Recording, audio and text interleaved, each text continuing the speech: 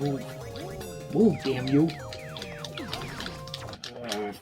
Fuck. You know, it's funny. I don't really like Pac-Man 99 that much, but yet I find myself playing it still. Maybe it's because this is like Super Mario 35, where it took me a couple days to get the grip on it and constantly advance myself somewhere in the top 15 or top 10. Or in this game's case, it's kind of like the top 50 to top 30. Or maybe it's because despite having to blow $15 on a free game, the character costumes that were offered as extras were intriguing enough to cough up $2 for each costume. Or maybe it's because this is the first time in nearly a decade that Bandai Namco has actually given a fuck about two of their classic arcade games from the late 1980s. Bravoman and Wonder Momo. I had planned to start this discussion on the two arcade games by looking into the history of the older one of the two, Wonder Momo, but because Bandai Namco for some reason never released any documentation on the development of the game, I can only give you a handful of facts and information. Wonder Momo was an arcade game released by Namco in 1987. It was surprisingly one of Namco's last 8-bit games developed for arcades, using the Namco System 86 arcade board. This board was utilized for every Namco arcade game released between 1986 and 1987, including an updated version of Sky Kid, dubbed Sky Kid Deluxe, the return of Ishtar, the sequel to Tower of Daruga, Rolling Thunder, Hopping Mappy, and the already mentioned Wonder Momo, and one other one we'll be mentioning here in a few minutes. The game centers around a beautiful teen actress named Momo who is performing a live stage show and has to fend off villains from the Wardium Phantom Army. From time to time, you'll have the ability to build up your Wonder Meter, yes, Wonder Meter, and transform into Wonder Momo. This allows you to use more attacks and build up energy for a powerful Wonder Typhoon. While all this is going on, you are also expected to keep the audience and photographers from peeking under Momo's miniskirt.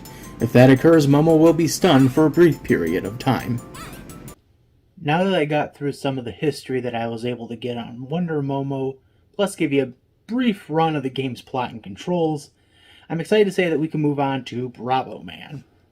Bravoman was an arcade game released by Namco in 1988. The game was created by Norio Nakagata. Nakagata was a composer for Namco who started the company back in the mid-80s, previously directing the 1986 Namco arcade game, Genpei Tomaden, a hack-and-slash platformer that ran on the previously mentioned Namco System 86 arcade boards. This title has since been claimed to be an early precursor to Bravoman. The idea for Bravoman came when, following the production of Genpei Tomaden, Nakagata wanted to create a game based on the things he personally enjoyed, like synthesizer music in 1930s films.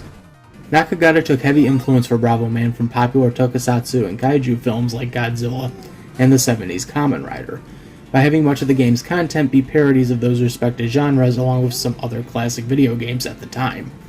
When it came to the sprite animation and character designs for the game, Namco partnered with Japanese animation studio Toei Animation, who were best known at the time for their work on the classic Dragon Ball and the lesser-known classic Majoku Megu-chan. Toei took interest in assisting Namco on the sprite animation and character designs after showing some interest in the anime-like art style and characters. Bravoman holds the honor of being the only game produced by Namco to utilize pressure-sensitive buttons on its arcade machine. If the harder the player presses the button, the stronger Bravoman's punch or kick would be. This would frustrate and annoy the Namco technicians who would have to work on these machines. Bravoman centers on an average everyday Japanese car insurance salesman named Hitoshi Nakamura. This is a nod to Namco founder and president Masaya Nakamura, who is walking home one day when he encounters a strange humanoid-like alien named Alpha Man, who claims to be from a planet of, well, Alpha. Alpha tells Hitoshi of a mad scientist named Dr. Bomb, who plans to, of course, take over the world, doing so with an army of evil robots and a deadly superweapon. Alpha hands Hitoshi a metal rod, a tuning fork, and a 100 yen coin.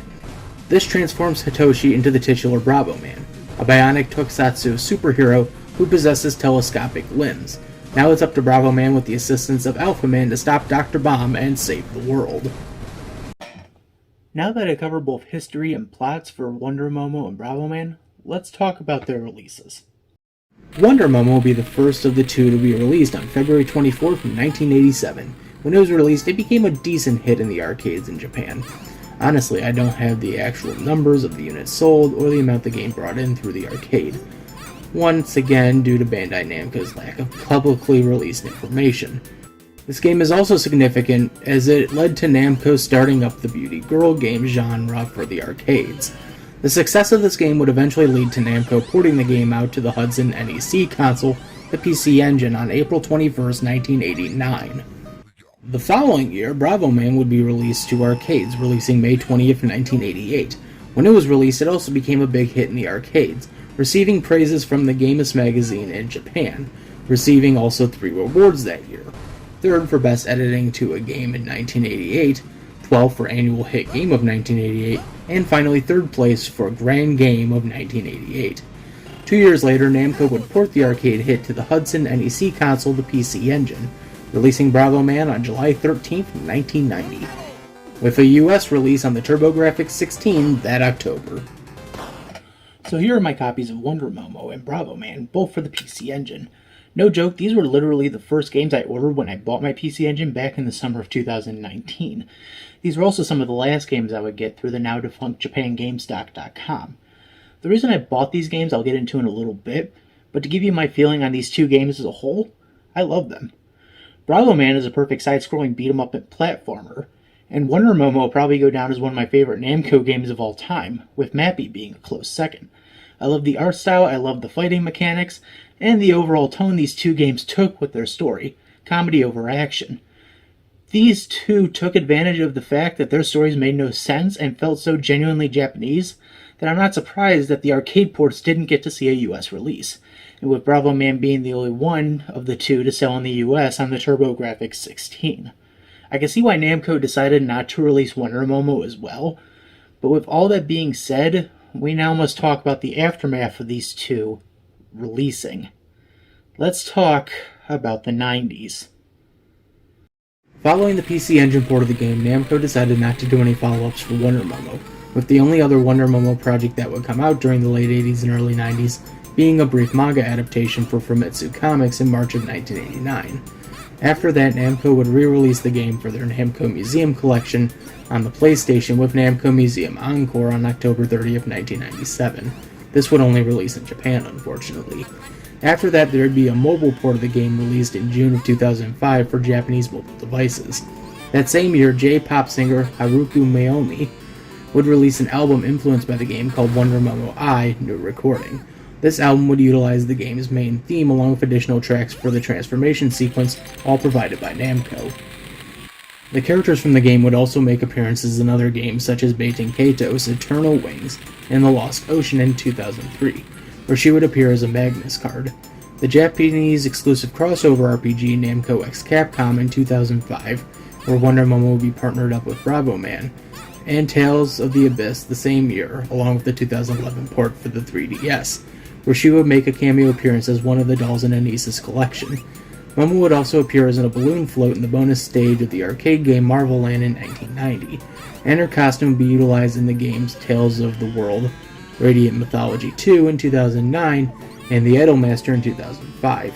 Momo would finally get a figurine of her made in 2005 as part of the Namco Girls collection. As for Bravoman, following the release of the arcade game, there were discussions about a possible sequel that would have been released in 1990 for the arcades, called Kitekita Bravoman.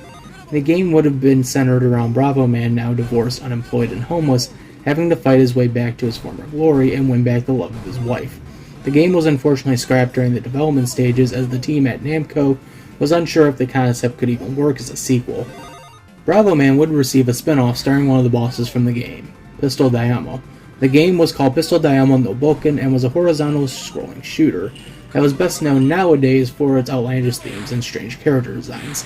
The spin-off would release in arcades in October of 1990, around the same time as Bravoman's US release. As for our titular hero, he would be relegated to cameos similar to Momo, starting with the Japanese exclusive tactical RPG Namco Super Wars for the WonderSwan Color in 2002. He and one of the other bosses from the game, Wayahime, would then make cameo appearances as balloon floats like Momo in Marvel Land. In 2005, Bravoman and Wayahime would appear in the Japanese exclusive crossover RPG Namco x Capcom, with Bravoman partnering up with Wonder Momo as previously mentioned. That same year, Wayahime would also receive a figurine in the previously mentioned Namco Girls collection, as well as an alternate costume appearance in the fighting game Soul Calibur 2. Super Smash Bros. For the Wii U would go on to include the soundtrack to Bravoman as an optional track for the Pac-Man land stage for Pac-Man in 2014. Things would change, however, as on March 31st, 2006, Namco was merged with the entertainment company Bandai to form Bandai Namco Entertainment, on the wake of Namco's 50th anniversary. Because of this merger, projects that were in the pipeline for Namco, like Miss Pac-Man Maze Madness 2, were cancelled, and side companies like Bandai's band Presto would be dissolved and absorbed into the main company. This merger, however, came with a few upsides, as Bandai Namco would announce in 2012 a new division of the company called Shifty Look that would focus on reviving some of Namco's more dormant and obscure franchises into new mediums like online comics and animation. And thus, one of the first 5 webcomics that would be announced in 2012 will be a revival webcomic of Bravoman. Created in collaboration with Udon Entertainment, Bravoman's Super Unequaled Hero of Excellence would be released online on March 9, 2012. The focus of these webcomics would be to focus more on the comedic elements of the games, like Hitoshi's poor controls of his powers, as Bravoman, and Alphaman's lackluster approach to teaching Hitoshi, to Dr. Bomb's English, and the various bits of meta-humor the writers could get away with. Written by Matt Moylan and illustrated by Dax Gordine, Bravoman would run for about 300 webcomics until March 16, 2014, when the series would end following Shifty Look's closure announcement. The webcomic was considered a success by Bandai Namco that the following year they commissioned Copernicus Studios to produce a 12-episode web series based on the comic. On May 20th, 2013, the web series would debut on YouTube. Webcomic co-creator Matt Moylan would return to write the 12 episodes along with Jim Zub. For the voices of the characters, Shifty Look would hire famed voice actor Rob Paulsen to play the voice of Bravoman and Alphaman, D. Bradley Baker as the voice of Dr. Bomb and Anti-Bravoman, Romy Dames as the voice of Waiahime, and Jennifer Hale as the voice of Bravo Woman. The series would conclude on February 12, 2014, receiving a mobile game based on the series called Bravoman Binja Bash on August 30th, 2013. Shifting back over to Wonder Momo, Shifty Look would give the series a webcomic as well, with Wonder Momo Battle Idol releasing March 15, 2012. Written by Eric Coe and Jim Zub and illustrated by Omar Dogan, this series took place 25 years following the events of the original game, as we focus on Momoko, an idol who, after failing an audition for a TV show, encounters a race of aliens who give her Wonder Momo's powers. Throughout the series, Momoko must learn to harness the powers given to her as she begins to battle evil aliens and a rival named Amazona, who is later revealed to be, get this, spoiler alert, her mother and the original Wonder Momo from the game. Wonder Momo would make crossover appearances in other Shifty Look productions like Bravoman and Mappy, as her webcomic series would end after 200 strips on March 14, 2014. Like Bravoman, this was done because of the announcement of Shifty Look's closure. However, on January 28, 2014, Bandai Namco would announce that a Wonder Momo anime 5-episode miniseries was in development. Taking influence from the webcomics, the series would be produced by Graphicina and would be released through Nico Nico and Crunchyroll. The series would feature the voices of Yuka Fujiwara as Momoko, Misaki Komatsu as Aikyo, and Haruko Momori reprising a role as Wonder Momo from the original arcade game. Alongside the series, WayForward Technologies announced a new game that would be released for Android and Macintosh devices called Wonder Momo Typhoon Booster in 2014. The series would run weekly from February to March 2014, and following the closure of Shifty Look on September 30th, 2014, all of the games that were released based on their works would be delisted from many of the online shops. Sadly, we'll never get a chance to play those games, watch those shows, or read those comics. Following Shifty Look's closure, everything that they did was mostly wiped out. Luckily, someone out there has been archiving all the episodes of Bravoman, Mappy, and Wonder Momo through a YouTube channel called Shifty Look Forever. So if you still want to see these web shows, you can catch them all there. But for me, Shifty Look was the reason I got into these games. It was the reason I got hooked onto them, and it's also one of the reasons that I get so upset when Bandai Namco doesn't really acknowledge them. They would rather focus their attention on Pac-Man, Dig Dug, Galaga, and while I like those games just as fine as the next person, they'll never hold a candle to these two underrated classics. I should also state at this point in time, these two games did get a re-release on the Virtual Console for the Wii in 2007, with Wonder Momo being only in Japan. Thank you, Bandai Namco, you definitely know how to treat your fans, especially those who like more than just Pac-Man. So I guess to wrap this all up, may I ask you, Can you let Hamster Corp do a fucking Nintendo Switch port of these arcade versions of the games? If not, just release the PC Engine versions on the Namco collection for the Switch.